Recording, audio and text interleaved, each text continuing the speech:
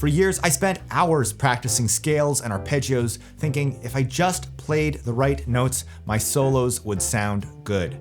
But now I know the truth. There's no such thing as right or wrong notes. Any note can sound good, even a note that doesn't fit the chord or scale, as long as you resolve it musically. Hey everybody, Jeff Schneider here. So in my last video, I went over these two ideas, approach note sequences and something I call the target note method. So say for example, you've got a C major 7 chord and you want to target the third of that chord, which is E. Instead of just playing the E right on it like that, you can approach it with an approach note sequence, something like this. That's a classic enclosure. You're wrapping the target note with notes from above and below to create this tension that resolves when you hit the chord tone. Now, after posting that last video, I noticed a bunch of comments asking if approach note sequences were the same thing as enclosures. And the answer is yes and no. Enclosures are a type of approach note sequence, like the one I just played. I'm enclosing that chord tone by playing notes above it, then below it, and then finally landing on the E. But here's the thing, not all approach note sequences have to enclose that target note. For instance, you could just play a few notes leading down chromatically toward the target without wrapping it. This is why I like to use the broader term approach note sequences. It's more flexible and covers more situations. But the core idea stays the same. You're creating movement and tension that resolves musically. What's great about all this is that it doesn't matter if the notes in the approach note sequence fit with the chord or scale. Even wrong notes can sound good if they resolve well. So that B flat there and that A flat, those are notes you certainly wouldn't expect to see in a C major 7 lick, but they sound fine here because eventually we resolve to that G. Again, you can get away with any note if you know how to make it make sense in the context of the greater line. Now, if this all feels a little overwhelming, don't worry. You don't have to start with long, complex approach note sequences. Try playing just a half step below the target note and resolving. So let's go back to E, the third of C major 7. Instead of just E, you could play E flat, then E. Or do the same for the 5.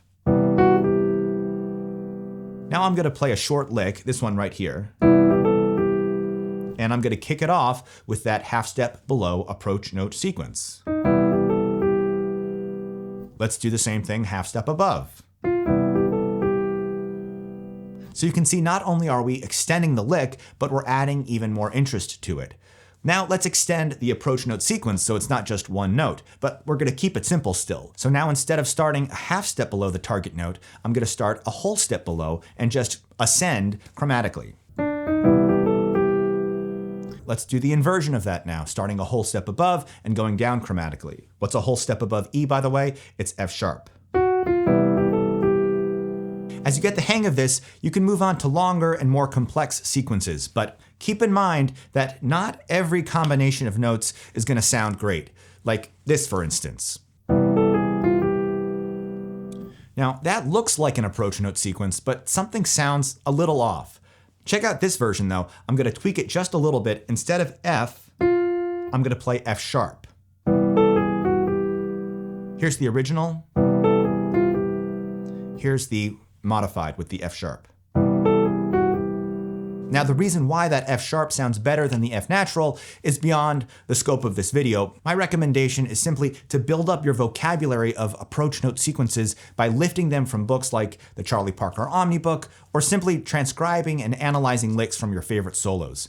I remember figuring out this Michael Brecker solo once and noticed a more modern approach note sequence that he uses. Check this one out.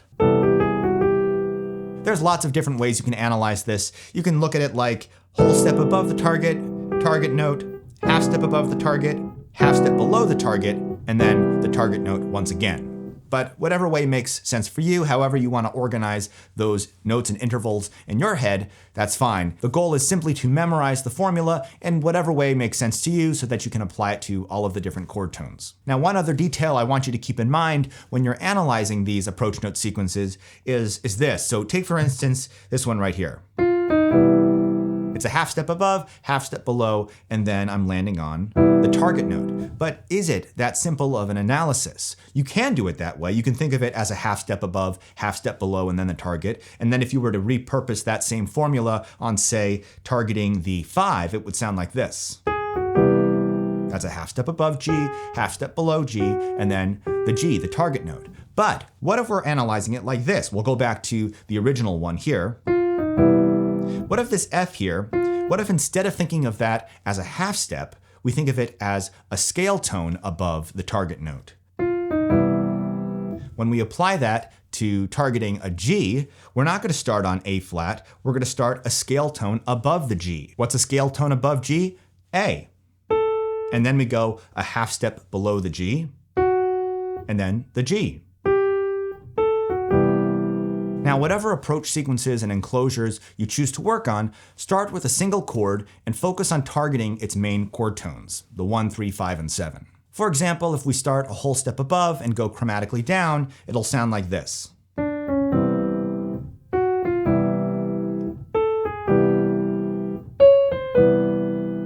And if you want to get real fancy, you can experiment with targeting extensions like the sharp 11. Here's a longer line with that approach note sequence. All right, last but not least, if you really want to level up your solos as quickly as possible, I've got a great program for you. It's called the Soloing Bootcamp Bundle, and right now it's 80% off through Friday. It includes all of my best courses on improvisation, including the soloing system, making the changes, improvising with the blues scale without sounding like an amateur, and a whole lot more, all at a crazy discount that expires this Friday. So if you want to check that out, you can click the link somewhere on the screen or in the description below. And if you want another great video on how to improve your improvised solos, I highly recommend checking out this one right here. I'll see you over there, and thanks for watching. Bye-bye.